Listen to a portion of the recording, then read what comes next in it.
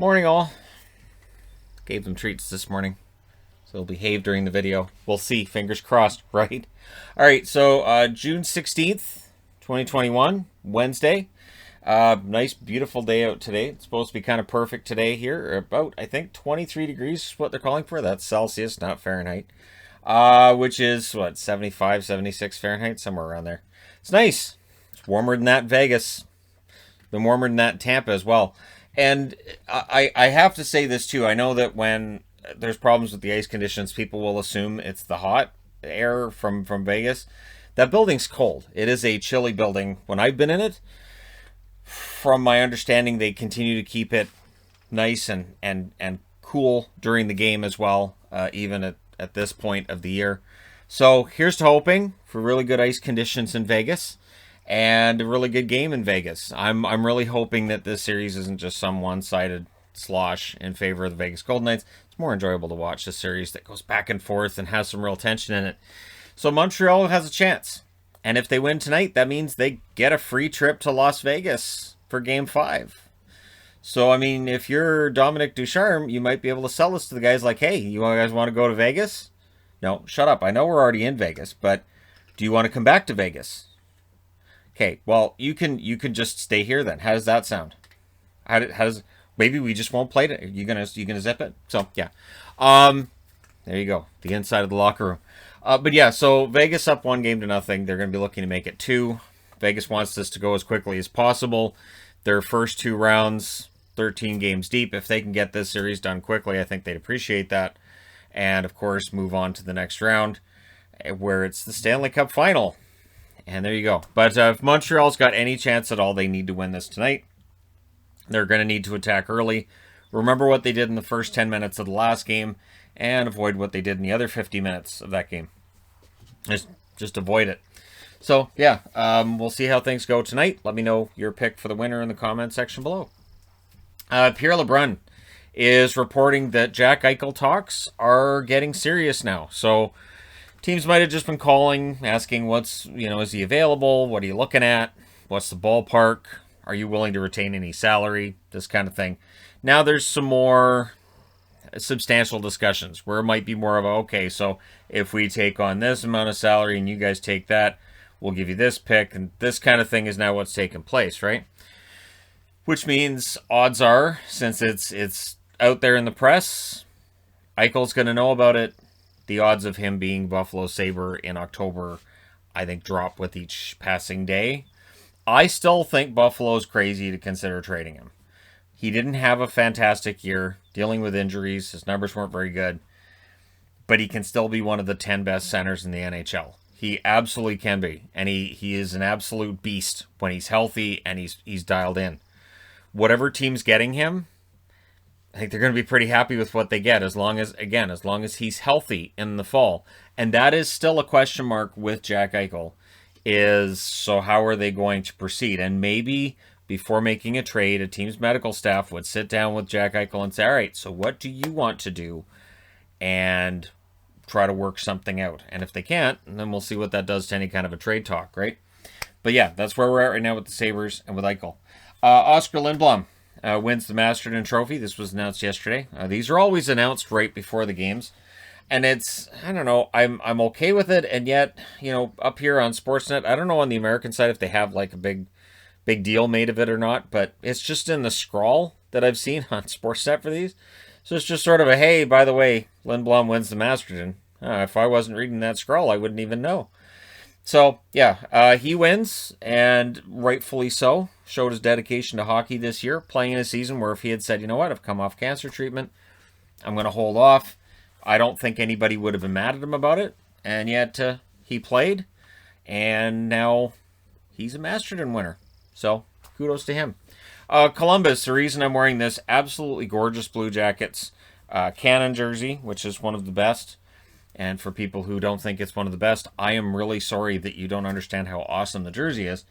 But Columbus, who won't change to this logo full-time because they're crazy, Rick Nash has been promoted to Director of Player Development. Also, Derek Dorsett, Mark Letestu have been named development coaches. Also, Joseph Beaumedienne has been named the Director of Pro Scouting. So the Columbus Blue Jackets, in what I think is a good move. I do. I think that there's some teams that they go to the well and they go to old players, former players for positions in the organization, and it looks kind of bad. I don't see that with Columbus at all. This is a team that publicly has had issues with keeping players around, getting guys to sign extensions.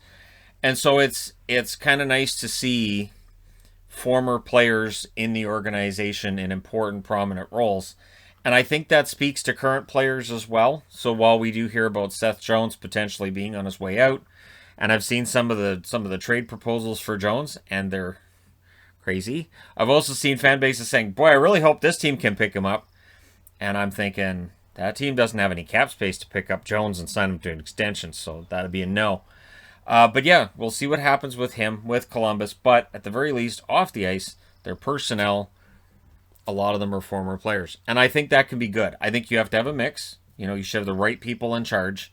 But I think it can be nice to have former players, because then I think that gives more of an appearance of stability within an organization as well. And I think that's only to their benefit. If you're a Leafs fan, should I give you a moment to really ingest this information? Because it's the end of an era, isn't it? So Martin Marincin, who in his time in Toronto, well, there's been times where he's maligned. There's been times where I've seen Leafs fans saying they should put in Marincin. Can't be any worse. Marincin signed with in the Czech League, so he's gone. He has bid adieu to the NHL for now, and so for Toronto fans, it's got to be at least somewhat sad, because it was an easy target when he was in the lineup. Well, what's Marincin doing in that play? Well, why is he sitting on the bench? I don't care if it wasn't his shift. He's in the game. Why? That's totally his fault that took place. Well, why didn't he score the goal there? Well, I don't care if he's the defenseman. Again, I don't care if he's on the bench. Healthy scratch. What a loser. So yeah, I mean, he's been talked about a lot, and now that's done. That era's done in Toronto. I kind of feel like we've seen the passing of one era for Toronto fans, and we'll see who's next. Interesting news. Russian Machine Never Breaks reporting on this as well.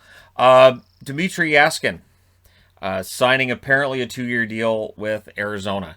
Jaskin's an interesting one, and he's an example I use for when people talk about KHL stats that I say, well, but like there's always somebody who's near the top of the KHL scoring list that I look at and say, I like him as a player, but if he's one of the top scorers in that league, either he really excels in that league or it shows that it is a step below NHL level, right? So Jaskin, this past season for Moscow Dynamo, 59 games played, 38 goals, 22 assists, 60 points.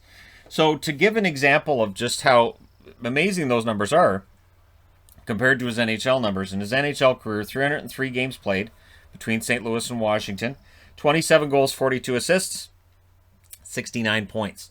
So more goals this season in KHL than he had his entire NHL career. But there are players who've struggled in the NHL, gone to the KHL, come back and done pretty well. Evgeny Dadonov is an example of that. Yes, there are also players who go to the KHL, come back, and you still get a mixed bag of results. And Grigorenko is a good example of that there. So we'll see what happens. But if Jaskin's been signed by Arizona, is he going to be a regular in their lineup? Does he play fourth line? He was a number 41 pick overall in 2011 by the Blues, so he's not an old player. 2018, 2019 was the last time he was in the NHL, and he played for the Washington Capitals. So he's had a couple of years in the KHL, and now apparently he's coming back to the NHL. So we'll see how things go. Let me know your thoughts in the comment section below, as always. Don't forget to hit like and subscribe if you're browsing your way through, you just happen upon this video. And I'm going to apologize. I have got a big board, and it's legit a big board, set to do a power rankings video today. And yeah, it's a big board for a reason. So I'm going to apologize. I don't know how long the video is going to take, but I'm looking at 93 magnets on that board. So that's where madness comes in. It's a madness board. Once you get past, I'll say like 50 magnets on a board. So this is just 30, 32, 33, 34, 35. This isn't madness. This board's not madness. Once you get beyond that, it's madness. And I used to do madness boards all the time in videos. And then I started looking at how those videos, how long it took to set those up. and how well they performed. And I started figuring out the amount of time putting them together and how much it was worth it. And a lot of the times it really wasn't. Or I would make up a madness board and I'd have magnets all over it. And I go, well, that didn't prove anything. Looks nice. I can't do a video about it. Looks nice. So I take a picture of it, post some social medias, and go, there you go. This doesn't prove anything. There you go. So yeah, madness boards can be kind of a mixed bag. But the power rankings one, I find it actually really interesting.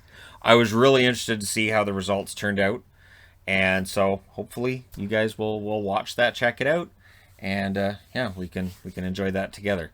Power rankings are just fun, and so I enjoy having all the stats from this year and being able to crunch the numbers. And yeah, there's a couple other video ideas I've got from it. So yeah, thank you guys so much for your support all the way along. I know the channel passed 198,000 subscribers. However, YouTube notified me yesterday they're going to start removing what they call spam accounts. So some of those bots you see, they find them and they remove them en masse. So odds are the subscriber numbers on many channels on YouTube are going to drop. I never know whether that's going to mean like a drop of 10 or 50 or 1,000. I never know. So we'll see what happens. But thank you guys so much for pushing the channel to where it is now. But odds are, over the next couple of days, once they've purged those numbers, the numbers on the channel and every channel on YouTube in all likelihood are going to drop. So not overly concerned. I'm just blown away by how many subscribers there are to this channel, and that's why I spent hours yesterday setting up that board and getting it all ready, because crunching all the numbers took, well, the in-between periods, and then figuring out who goes where, that was another hour and a half last night. So hopefully it works out. All right, thank you guys so much for all your support. Hit like and subscribe if you haven't done so, if you have not done so already, and I will talk to you again soon.